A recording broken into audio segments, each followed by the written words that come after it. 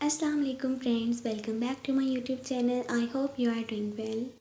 तो जैसे कि आप लोगों को पता है कि हमने अपनी पिछली वीडियो में देख लिया हुआ है कि मलीहा और वजदान किस तरह से मिलते हैं और उनमें किस तरह से इस मोहब्बत का आगाज़ होता है। तो अगर आपने अभी तक वो वीडियोस नहीं देखी हैं तो मैं आपको रेकमेंड करूँगी कि आप अभी जाएं और उन सारी वीडियोस को देख कर आएँ, ताकि एक जो सीरीज़ से हम लोग चल रहे हैं उसका आपको ज़्यादा मज़ा आए। तो चलें, आज हम लोग इस एपिसोड पे देखते हैं कि क्या होने वाला है। नूरुल हुदा वतन वापस लौटे तो बहुत दिनों तक फारिग नहीं रह सके। फ़ौरन ही गारमेंट्स फैक्ट्री के काम के सिलसिले में दौड़ धूप शुरू कर दी और एक फिर पूरा दिन गुजार कर रात जब वो लौटते तो थकन से जिस्म टूट रहा होता, मगर ये थकन बस कसरे फारूकी की चौखट तक ही उनका साथ दे पाती, क्योंकि चौखट के उस पार एक लड़की उनके इंतज़ार में नींद कुर्बान किए जाग रही होती और उनको देखते ही वो मुस्कुराती हुई उठकर पास चली आती और सलाम करने के बाद उनसे कहती, आप फ्रेश हो जाएं, मैं खाना लेकर आती हूँ। फिर जितनी देर वो फ्रेश होकर कमरे में आते वो खाना गर्म करके ट्रे में सजाए कमरे में चली आती। नूरुल हुदा उसे देखते ही सोफे पर जा बैठते। वो खाना शाम में खा लिया करती थी, मगर अब उसने अपनी भूख को तकसीम कर लिया था। थोड़ा सा खाना वो शाम को बाबा जान के साथ खाती और थोड़ा सा खाना रात में नूरुल हुदा का साथ देने को खाती। मगर आज दरवाज़ा खोल कर अंदर पैर रखते हुए उन्होंने खाली सोफे को देखा तो वहीं रुक गए। एक तुम जो नहीं हो तो लगता है कुछ नहीं है। उन्होंने अपनी सरगोशी सुनी। साहब, खाना लगा दूं? रहने दो यार, भूख नहीं है। बहुत बेजारी से बोलकर वो दरवाजे से आगे बने स्टीप पर बैठ गए। बहादुर सर हिलाकर वापस गायब हो गया था। नूरुल हुदा ने कोट रान पर रखा टाई की नोट खींच कर ढीली करते हुए उन्होंने गिरेबान के बटन खोल दिए। फिर कलाई पर बंधी घड़ी पर नज़र डाली और मुस्कुरा उठे। इस वक्त उन्हें शादी हाल में होना चाहिए था। वो जानते थे मलिहा इस वक्त बेसब्री से उनका इंतज़ार कर रही होगी। खुद वो भी एक नज़र उसे देखने के लिए बेचैन थे, मगर फिर ये ख्याल कि वो उनकी राह देखते हुए बस उन्हें सोच रही होगी, कहीं ज़्यादा कैफ आ गई था। वो एक हाथ से गुद्दी मसलते खुद से बोले, कभी सोचा भी नहीं था कि एक लड़की मुझ जैसे शख्स से ऐसी इमेच्योर हरकतें करवा लेगी। खुद पर मुस्कुराते हुए उन्होंने कोट की जेब से सिगरेट का पैकेट निकाला और सिगरेट निकाल कर होंठों में दबा के जेब से लाइटर निकाल कर जलाया।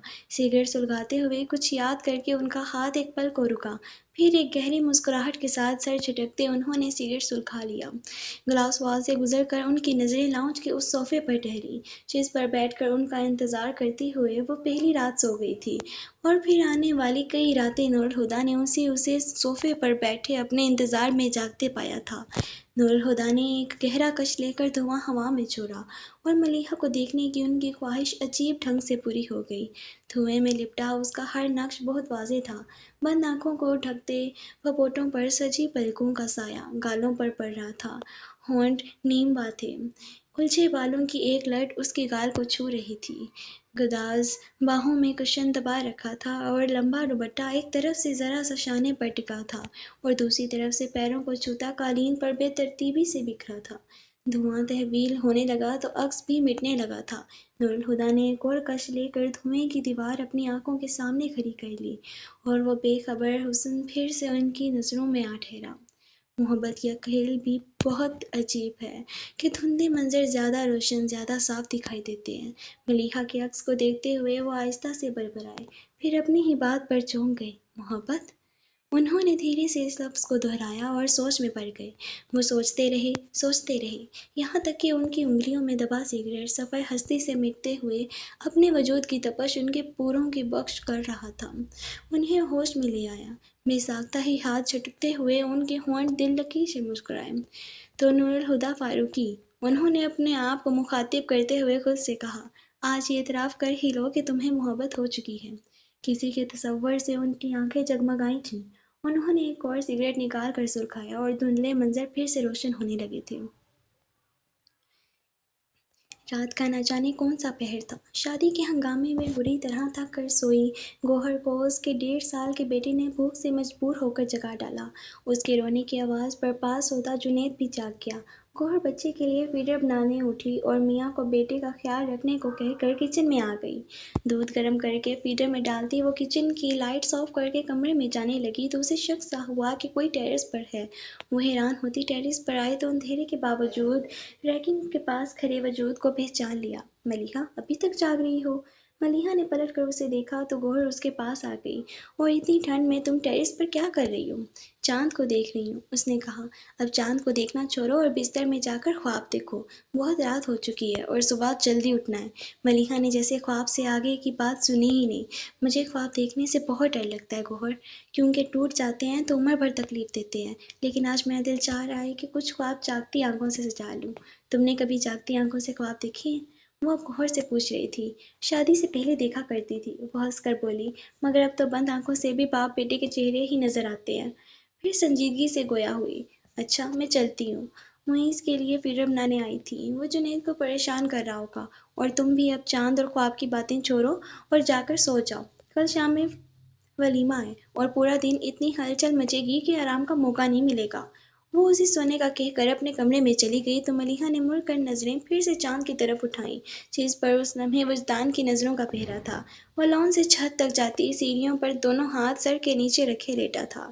بار بار شام کا وہ منظر اس کی آنکھوں میں گھوم رہا تھا اور ہونٹوں کی مسکراہٹ لمحہ لمحہ گہری ہوتی جا رہی تھی۔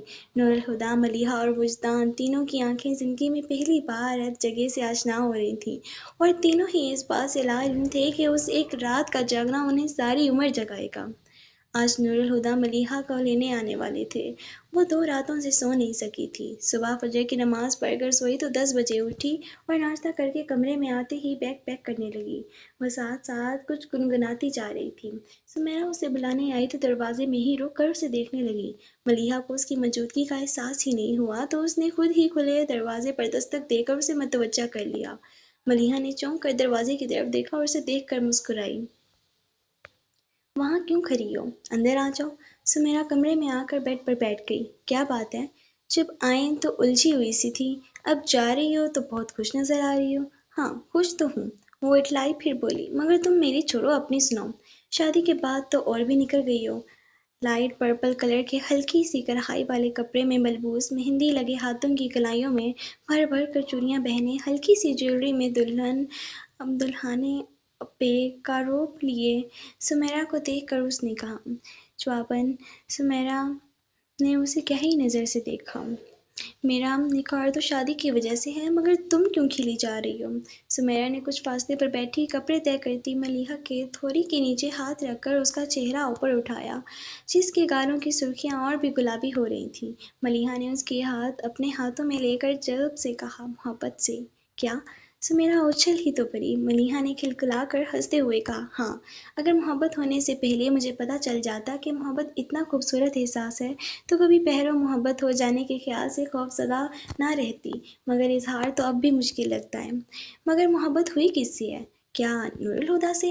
پوچھنے کے ساتھ ہی اس نے اندازہ بھی لگایا۔ اس کے غلط اندازے پر وہ سست ہو کر بولی، ان سے محبت ہوئی تو زمانے بیت گئے، اب تو یہ بھی یاد نہیں کہ کب ہوئی تھی، مگر وجدان کا نام نہ لے سکی تو چپ ہو کر یوں ہی بیڈ شیٹ کی اندیکھی شکنیں دور کرنے لگی۔ سمیرا نے اس کے لہجے کو سمجھا نہیں، اس کے لفظوں کو اپنے انداز کی تصدیق سمجھ کر چھیڑنے کے سے انداز میں بولی، لگتا ہے انہیں بھی تم سے محبت ہے، کل ولیمہ ہوا اور آج لینے آ پہنچے، ایک دن مزید تمہارے بغیر رہ نہیں سکے۔ ہادی بھائی آ گئے ہیں؟ نور الہدیٰ کے آنے کا سن کر اس نے پھر اور کسی طرف دھیان ہی نہیں دیا اور سب کچھ چھوڑ چھاڑ کر نیچے بھاگی چلی آئی۔ اسے آتا دیکھ کر منیر حسن کی کسی بات کا جواب دیتے نور الہدیٰ نہ صرف چپ ہو گئے بلکہ بے دہانی میں ہی کھڑے بھی ہو گئے۔ ملیحہ اسی تیزی سے ان کی طرف بھری۔ اس کی رفتار دیکھ کر نور الہدیٰ کے ساتھ ہی صوفے پر بیٹھے آفاق کو خدشہ ہوا کہ وہ سیدھی ان کے گلے لگ جائے گی۔ نور الہدیٰ بھی اس کی تیزی پر بوکھلا گئے تھے، پر ان سے 2 قدم کے فاصلے پر ملیحہ نے اچانک ہی بریک لگا لی۔ اپنی غیر ارادی حرکت پر وہ شرمندہ ہو گئی تھی، اسی لیے کچھ بول بھی نہیں پائی اور نور الہدیٰ نے اس کے بولنے کا انتظار بھی نہیں کیا۔ انہوں نے اس کے سر پر ہاتھ رکھا اور پوچھا، کیسی ہو؟ ٹھیک ہوں، آپ کیسے ہیں اور بابا جان کا کیا خیال ہے؟ میں ٹھیک ہوں اور بابا جان کا حال بھی بہتر ہے۔ پھر اسے کھڑے دیکھ کر کہنے لگے، بیٹھ جاؤ، اور وہ فوراً بیٹھ گئی۔ نور الہدیٰ بھی واپس اپنی جگہ بیٹھتے بولے، جی ماموں جان، آپ کیا کہہ رہے تھے؟ اور ان کی بات چیت کا سلسلہ جہاں سے منقطع ہوا تھا وہیں سے جڑ گیا۔ دوپہر کے کھانے کے بعد وہ اپنا بیگ لینے کمرے میں آئی تو ایک دم سے وجدان کا خیال آ گیا۔ اتنے دنوں سے وہ یہی تھا، پر آج صبح سے نظر ہی نہیں آیا تھا۔ وہ بیگ لیے نیچے آ گئی۔ نور الہدیٰ سب سے رخصت لے کر اس کا بیگ اٹھایا، آفاق کے ساتھ گیٹ سے نکل گئے۔ سب سے ملتی وہ سمیرا تک آئی۔ سمیرا پل بھر کو اس کے گلے لگ کر بولی اللہ حافظ۔ ارے یہ کیا طریقہ ہے؟ ملیحہ اچنبھے سے بولی تو اس نے کہا طریقہ تو بالکل صحیح ہے لیکن تمہیں اعتراض کیا ہے؟ ویسے تو میں جب بھی آتی تھی تو جاتے وقت تم کیسے روکتی تھی؟ تھوڑی دیر ٹھہر جاؤ، اچھا شام کو چلی جانا، اور آج کتنے آرام سے مجھے بھیج رہی ہو ایک بار بھی نہیں روکا کیونکہ میں جانتی ہوں آج میرے روکنے سے تم نہیں رکو گی۔ اس کے روٹھے پن کے جواب میں سمیرا شوخی سے بولی، پر وہ سادگی سے کہنے لگی ٹھیک کہہ رہی ہو، مجھے بہت دن ہو گئے اب اور نہیں رک سکتی۔ پھر اللہ حافظ کہہ کر گیٹ کی طرف جانے لگی۔ اسی وقت وجدان اندر آیا تھا۔ اس نے ملیحہ کو دیکھا، پھر پیچھے کھڑے سب لوگوں کو۔ آپ جا رہی ہیں؟ پہلی بار وہ سب کی موجودگی میں اس سے براہ راست مخاطب ہوا تھا۔ ہاں، اس نے کہا۔ ملیحہ اب آپ بھی جاؤ، نور الہدیٰ انتظار کر رہا ہے۔ آفاق نے گیٹ سے اندر منہ کر کے کہا تو کچھ کہے بغیر وہ باہر نکل گئی۔ میری خاطر جھوٹ بولتے بولتے مجھ سے بھی جھوٹ بولنا سیکھ گئے ہم۔ کار کی خاموشی میں ملیحہ کی خفگی بھری آواز سنائی دی تھی۔ وہ اس کی طرف مڑے اور کوئی وضاحت مانگے بغیر بولے آئی ایم سوری۔ ملیحہ نے ان پر ایک خفا سی نگاہ ڈالی اور منہ پھیر لیا۔ اس کی خاموشی کو محسوس کر کے وہ پھر بولے ملیحہ میں معافی مانگ رہا ہوں نا۔ معافی مانگنے کی نوبت ہی کیوں آئی؟ وہ یوں ہی رخ موڑے بولی، پھر ان کی طرف دیکھتے ہوئے کہا جانتے ہیں میں نے آپ کا کتنا انتظار کیا تھا؟ جانتا ہوں، وہ ہلکے سے مسکرائے۔ پھر آئے کیوں نہیں؟ کبھی کبھی یہ احساس بہت سکون دیتا ہے کہ کوئی آپ کے انتظار میں بے چین ہے۔ ملیحہ نے سر جھکا کر دھیمی سی مسکراہٹ کے ساتھ کہا صحیح کہہ رہے ہیں۔ پھر اپنی بات کہہ کر منہ پھیرے کھڑکی سے باہر دیکھنے لگی تھی۔ نور الہدیٰ نے ڈیش بورڈ سے ایک انویلپ اٹھا کر اس کی طرف بڑھایا۔ ملیحہ نے ان کے ہاتھ کی طرف دیکھا، پھر انویلپ میں رکھا کاغذ نکال کر پڑھنے لگی۔ وہ جیسے جیسے پڑھتی گئی اس کے چہرے پر جوش کے آثار نظر آنے لگے۔ آخر وہ ان کا بازو دبوچ کر زور سے بولی مجھے یقین نہیں آ رہا ہادی بھائی، جب مجھے پتہ چلا کہ آرٹ کونسل نے مصوروں کے لیے ایگزیبیشن ارینج کرنا چاہتے ہیں تو میں نے مذاق مذاق میں ہی اپلائی کر دیا، پر میرا سلیکشن ہو گیا ہے۔ واقعی وہ بہت دل سے حیران ہوئی۔ ہاں، اور پتہ ہے اس میں لکھا ہے کہ وہ لیٹر میں سے کچھ پڑھتے ہوئے ایک دم ہی چپ ہو گئی۔ اسے خیال آیا کہ جب اس نے انویلپ میں سے لیٹر نکالا تھا تو وہ کھلا ہوا تھا۔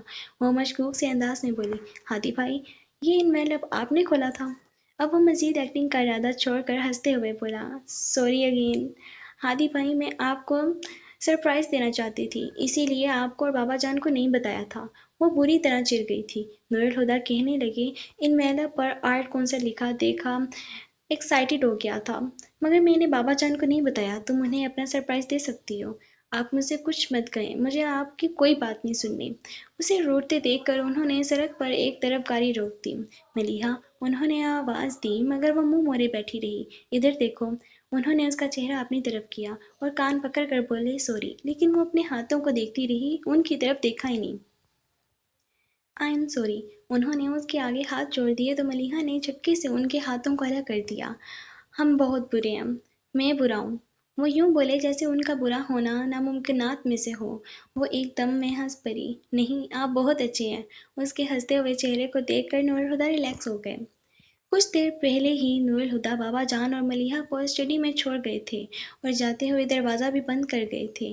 آئیے بابا جان اور ملیحہ تم بھی آ جاؤ۔ کچھ دیر بعد باہر آ کر وہ دونوں سے بولے۔ باہر آ کر انہوں نے بابا جان سے کہا جائیے، آپ کے کمرے میں ایک سرپرائز گفٹ آپ کا انتظار کر رہا ہے۔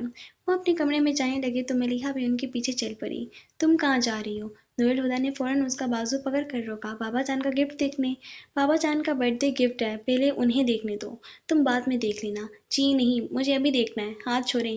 وہ ضد سے بولی کہا نا بعد میں دیکھنا۔ وہ اڑ گئے۔ وہ اپنا بازو چھڑانے لگی۔ چھوڑیں مجھے، تم آرام سے کھڑی رہو، بابا جان آپ جائیے۔ اسے خاموش کروا کر وہ آخر میں بابا جان سے بولے جو ان کے جھگڑے کی وجہ سے رک گئے تھے۔ وہ دروازہ کھول کر کمرے میں آ گئے اور ملیحہ نے شور مچا دیا مجھے بھی دیکھنا ہے۔ ہاتھ چھوڑیں ہادی بھائی، برتھ ڈے تو یاد نہیں رہا، اب برے آئے ہیں برتھ ڈے گفٹ دینے والے۔ بولنے کے ساتھ ہی وہ دوسرے ہاتھ سے ان کی گرفت ڈھیلی کرنے کی کوشش کرتی رہی مگر انہوں نے اس کا بازو نہیں چھوڑا تو اس نے اچانک ہی ان کے ساتھ میں دانت گاڑ دیے۔ نور الہدیٰ نے تڑپ کر اپنے ہاتھ کو جھٹکا مگر اس کے ہاتھ پر گرفت مضبوط ہی رکھی۔ جنگلی بلی کہہ کر حساب بھی برابر کر دیا۔ خود ہی ہوں گے جنگلی بلی، بلکہ بلے۔ سخت برا منایا تھا۔ آخر نور الہدیٰ نے اس کا بازو چھوڑ دیا۔ جاؤ، اور وہ بھاگتی بابا جان کے کمرے میں گھس گئی، پھر گھستے ہی ٹھٹک کر رک گئی۔ یہ اس نے ہاتھ سے آتش دان پر لگی اپنی بڑی سی فریم زدہ تصویر کی طرف اشارہ کیا تو اس کے پیچھے آتے نور الہدیٰ بولے، یہی تو ہے بابا جان کا برتھ ڈے گفٹ۔ پر یہ تو میری تصویر ہے۔ وہ اب بھی حیران تھی۔ ہاں، اور مجھے بابا جان کے لیے اس سے بہتر کوئی تحفہ ملا ہی نہیں۔ اس کے مقابلے پر میں اور کوئی تحفہ قبول بھی نہیں کرتا۔ بابا جان نور الہدیٰ سے کہتے ملیحہ کے پاس آئے اور اس کا چہرہ ہاتھوں میں بھر کر بولے، اس تحفے کو پانے کے لیے میں نے 7 سال راتوں کو جا کر دعائیں مانگی ہیں، اور اس کی پیشانی چوم لی۔ پھر وہ فوراً ہی اس جذباتی کیفیت سے باہر بھی آ گئے۔ میں لان میں جا رہا ہوں، چائے وہیں لے آؤ۔ وہ تو چلے گئے مگر ملیحہ اب بھی اسی کیفیت میں تھی۔ اس نے یاد کرنا چاہا آخری بار کب بابا جان نے اپنی بے ساختہ شفقت کا اظہار کیا تھا۔ سوال کچھ زیادہ ہی مشکل تھا، جواب ہی نہیں آیا۔ نور الہدیٰ نے اسے گمسم دیکھ کر ہلکے سے اس کے سر پر چپت لگائی۔ کہاں گم ہو؟ ملیحہ نے رخ بدلنے کے ساتھ ہی اپنا موڈ بھی بدل لیا۔ شوخی سے بولی، میں سوچ رہی ہوں ہادی بھائی کہ میری تصویر اچھی ہے یا میں سچ مچ اتنی خوبصورت ہوں؟ نور الہدیٰ نے ایک نظر اسے دیکھا اور کہا، تمہاری تصویر بھی اچھی ہے اور تم بھی خوبصورت ہو۔ آپ بٹرنگ کچھ زیادہ ہی کر رہے ہیں۔ وہ انہیں ٹھیکی نظروں سے دیکھ کر بولی، یہ سب چھوڑو اور بتاؤ تم اپنا سرپرائز کب دے رہی ہو؟ کبھی نہیں، اس نے کہا اور کمرے سے نکل گئی۔ نور الہدیٰ بھی اس کے پیچھے باہر آیا۔ کبھی نہیں کا کیا مطلب؟ میرا دل چاہ رہا ہے کہ بابا جان بھی ایگزیبیشن میں آئیں، مگر میں جانتی ہوں وہ نہیں آئیں گی، تو پھر بتانے کا بھی کیا فائدہ؟ وہ رکی نہیں اور یوں ہی چلتے ہوئے ان سے باتیں کرتی ہوئی کچن کی طرف آ گئی۔ تم نے کیسے سوچ لیا کہ بابا جان نہیں آئیں گے؟ بس میں جانتی ہوں، بیکار اندازے مت لگاؤ، انہوں نے اسے ڈانٹ دیا۔ پھر اس کی صورت دیکھ کر پیار سے بولے، پریشان کیوں ہوتی ہو؟ اگر انہوں نے منع بھی کر دیا تو میں انہیں منا لوں گا۔ آپ مناتے کہاں ہیں؟ آپ تو دھاندلی کرتے ہیں۔ اس نے بچے کی طرح منہ بنایا تو وہ روب سے بولے، میں جو بھی کروں، مگر تم آج ہی بابا جان کو ایگزیبیشن کے بارے میں بتاؤ گی، نہیں تو میں بتا دوں گا۔ بس ایک ہی ہفتہ رہ گیا ہے، ہادی بھائی بابا منع کر دیں گے۔ اس نے پھر وہی بات دہرائی تو نور الہدیٰ جھنجھلا گئی۔ ایک تو تمہاری سوئی کہیں اٹک جاتی ہے، اب جاؤ ذرا چائے کا بندوبست کرو، اور چائے خود ہی بنانا، تمہارا چہیتا بہادر تو جوشاندہ سامنے رکھ دیتا ہے۔ وہ ہونٹ کاٹتی کچن میں چلی گئی تو وہ بھی باہر لان میں آ گئے۔ کچھ خاص خبر چھپی ہے؟ چیئر پر بیٹھتے ہوئے انہوں نے شام کا اخبار دیکھتے بابا جان سے پوچھا۔ خود ہی دیکھ لو۔ انہوں نے اخبار نور الہدیٰ کی طرف بڑھایا جیسے پکڑنے کے لیے۔ نور الہدیٰ نے ہاتھوں میں نہیں اٹھایا اور کہا، ذرا دیر میں چائے آنے والی ہے، اور ملیحہ کہتی ہے کھانے پینے کے وقت اخبار نہیں پڑھنا چاہیے، وہ ختم ہو جاتی ہے۔ بہت مانتے ہوئے اس کی اخبار والا ہاتھ نیچے کرتے ہوئے وہ بولے تو نور الہدیٰ نے مسکرا کر سر جھکا دیا۔ تمہیں ملیحہ کیسی لگتی ہے؟ یہ سوال اس قدر اچانک تھا کہ نور الہدیٰ بھی گڑبڑا گئے اور بھکلاہٹ میں کچھ بول ہی نہ سکے تو انہیں دیکھنے لگے۔ میں نے پہلے کبھی اس طرح نہیں سوچا تھا، مگر کچھ دن پہلے یہ خیال میرے ذہن میں آیا کہ کیوں نہ تم دونوں کی شادی کر دی جائے۔